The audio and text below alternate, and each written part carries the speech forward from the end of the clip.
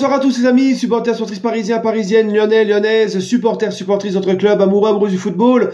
Bienvenue à vous les amis, on se retrouve pour le débrief de cette finale de Coupe de France. Victoire du Paris Saint-Germain, 2-1 et le PSG qui remporte donc sa 15e Coupe de France. C'est toujours un plaisir, vraiment c'est toujours un plaisir, je suis vraiment très content. Et bref, en tout cas, j'aimerais commencer le débrief sur quelque chose de moins glorieux, de moins joyeux. Il fallait que j'en parle. Ce qui s'est passé avant le match entre supporters parisiens et lyonnais. D'accord, alors attention, ne met pas tout le monde dans le même panier. Mais ceux qui se sont battus, j'ai vu des blessés, des bus caillassés, brûlés ou je sais pas trop quoi. Je veux même pas savoir c'est qui a commencé. On n'est pas dans une cour de récré. C'est lui qui a commencé, c'est l'autre. Franchement, c'est exaspérant. C'est exaspérant et je me désavoue de tous ces sauvages et de cette sauvagerie. C'est terrifiant. C'est contraire à toutes les valeurs que moi que le football propose, et de ce que ce que le football a et de ce que moi j'ai comme valeur. C'est terrifiant. Vraiment, c'est terrifiant. Ce qui s'est passé aussi pour la Coupe Gambardella entre les jeunes de l'OM et les jeunes de Nancy, le jeune gardien de l'OM qui a pris un projectile de la part apparemment de supporters parisiens, c'est tout simplement honteux. Voilà, je dirais jamais assez, mais t'as pas à lancer des projectiles sur qui que ce soit, et encore pire sur un gamin. C'est terrifiant. Terrifiant de voir ça, terrifiant de voir ça pour du foot, terrifiant d'aller dans un stade et de voir des choses comme ça. C'est quand même, c'est à vomir. Vraiment, c'est à vomir. Et ces gens-là, il faut que ces gens-là aillent se faire soigner, sincèrement. Et c'est pas parce qu'on n'aime pas l'OM que, moi le premier, je déteste ce club. J'aime pas l'OM, c'est la rivalité, tout ça. Eux aussi nous détestent. Mais c'est pas une raison. C'est sur le terrain qu'on doit régler les comptes. C'est sur le terrain, c'est au niveau du sport qu'on règle les comptes. C'est sportivement. Tu vois, c'est pas le combat PSG Lyon, c'était ce soir sur le terrain, c'est pas en se tapant dessus et tout. C'est pareil, on n'aime pas les Marseillais, mais il y a quand même des barrières à ne pas franchir. Et ce qui s'est passé là, c'est vraiment dégueulasse. Hein, il y a aucune excuse de faire ça aux jeunes gardiens des jeunes de l'OM. Franchement, c'est pitoyable. Et ce qui a été pitoyable aussi, c'est que il y a eu une minute de silence avant cette finale. Et dans cette minute de silence, c'était une minute de silence en hommage pour Jordan, un jeune supporter, enfin je sais même pas supporter de quel club, mais un jeune footballeur de 30 ans qui est décédé, qui a été foudroyé par la foudre, qui est mort donc tragiquement. Et il y a eu une minute de silence pour lui, et c'est normal. Et il y a encore des zigotos, on en entendait pas mal parler, crier, même pas capable de respecter une minute de silence. Franchement, c'est terrifiant, vraiment. Hein, bref, c'est à l'image de notre société de maintenant. De toute façon, c'est de pire en pire, c'est à vomir. Bref, les amis, pour parler maintenant terrain, parce que moi, en tout cas, j'ai vu un vrai combat sur le terrain, mais là, c'est un combat légitime, hein, dans les règles du sport. Franchement, j'ai vu une très belle finale, les amis.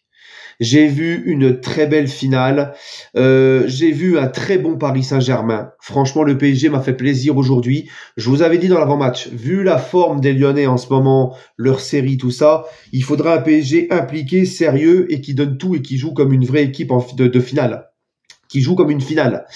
Et c'est ce que j'ai vu ce soir. Alors c'est vrai, en deuxième mi-temps, Lyon a réduit le score et là tu sentais qu'en deuxième mi-temps tu serrais un peu les fesses, tu te disais attention. Et je l'avais dit à la mi-temps sur ma chaîne WhatsApp, pour ceux qui ne savent pas, j'ai ma chaîne WhatsApp, c'est Parisien 88 débrief, où je partage les liens de mes vidéos, l'actualité sur le club sur ma chaîne, ou des fois je laisse des petits commentaires en message vocal, tout ça, bref.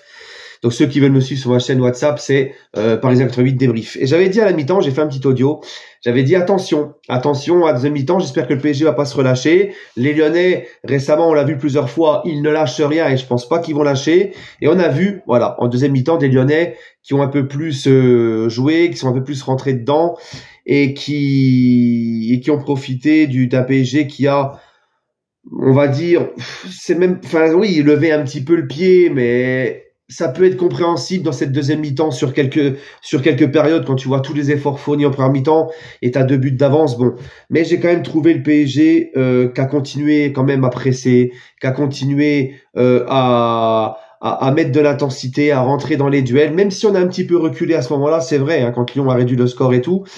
Mais ce que j'ai beaucoup aimé du PSG, c'est que les 20 dernières minutes, le PSG a posé le jeu, le PSG a fait tourner le ballon et a empêché les joueurs lyonnais d'avoir le ballon. On a confisqué le ballon aux Lyonnais.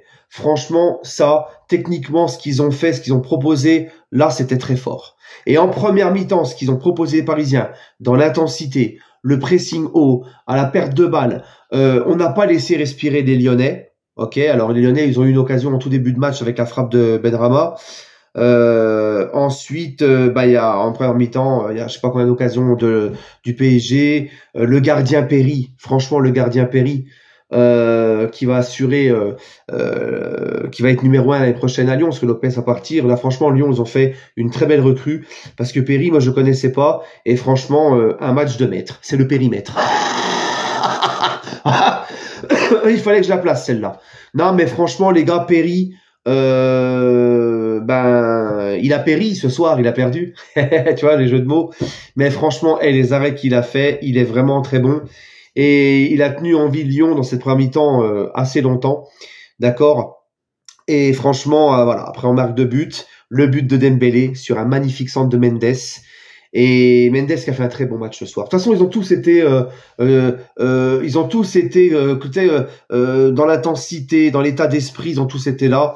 Et ensuite, le but un petit peu bizarre de Fabian Ruiz, hein, mais ça m'a fait plaisir pour Fabian Ruiz. Là, on a vu ce soir le bon côté de Fabian Ruiz. Le Fabian Ruiz qui me plaît, qui est propre techniquement, qui joue propre, qui tente, qui ose, qui se projette. Voilà. Hein, je vous l'ai toujours dit, Fabian Ruiz, c'est Dr. Jekyll et Mr. Hyde. On ne sait pas trop un petit peu avec lui comment il va être. Mais là, ce soir, il était très bon milieu pour garder le ballon, donner les ballons, tout ça. Et puis, voilà, un PSG vraiment très bon ce soir. Hein, même s'il y a eu un petit coup de relâchement en deuxième, ce qu'a proposé le PSG dans l'ensemble de la rencontre, même en deuxième mi-temps, quand on a fait confisquer le ballon, les circuits de balles, comment on confisquait le ballon aux Lyonnais, franchement, rien à dire.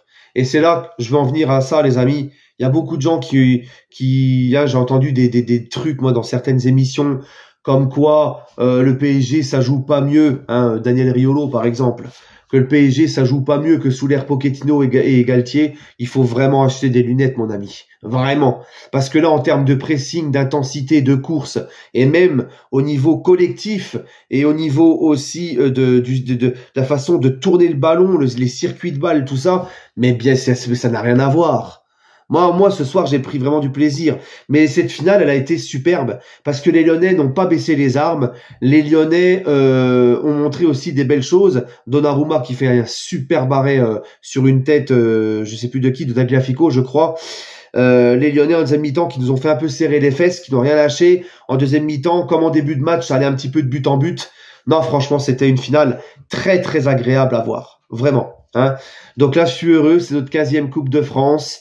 On part maintenant, on finit la saison sur le triplé national. Tout ce qu'il y avait à prendre au niveau du championnat, du pays, hein, sur le plan national, championnat de France, trophée des champions, Coupe de France, 3 sur 3. Voilà, vraiment dommage pour la Ligue des Champions, mais on y reviendra. Je ferai une petite vidéo sur le bilan de la saison. Mais pour moi, c'est vraiment une très belle saison.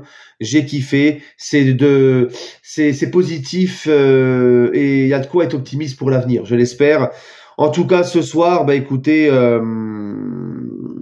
en top, en flop. Franchement, en top, je vais mettre personne en flop parce que pour moi, tout le monde a été bon ce soir.